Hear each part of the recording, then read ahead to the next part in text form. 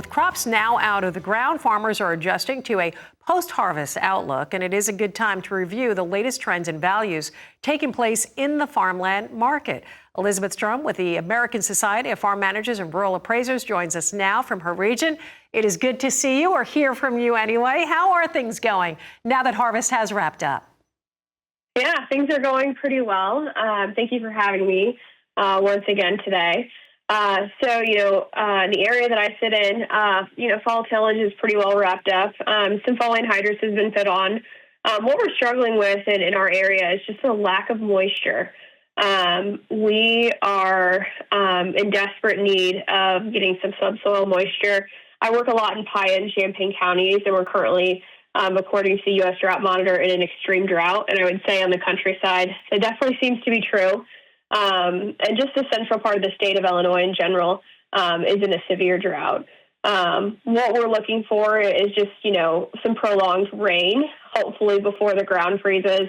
We received a couple tenths over the past week, and they're calling for some chances in the future. But as farmers are looking to the 2026 crop, that is a huge concern that's being talked about this fall and through this winter of, how are we going to get that subsoil moisture back in so that we can grow a decent crop in 26.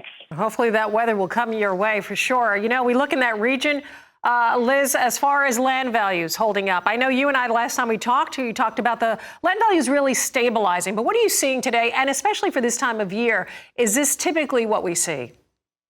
Yeah, so what we're seeing right now as we go into November and December, there's been a pretty huge, there's a pretty significant supply of inventory of sales that have come to the market.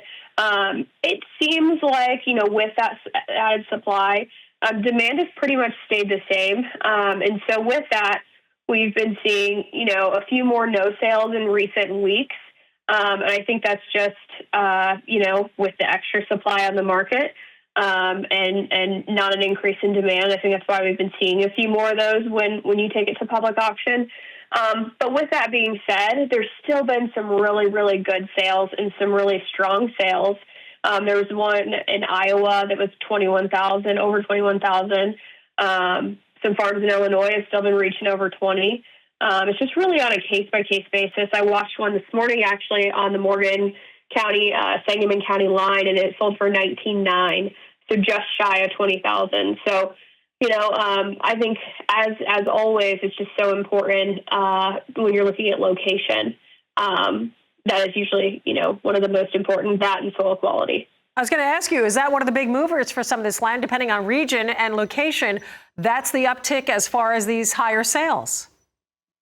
Yeah, and really what it takes is, a couple of neighbors that really want it. They've driven by that farm their whole life.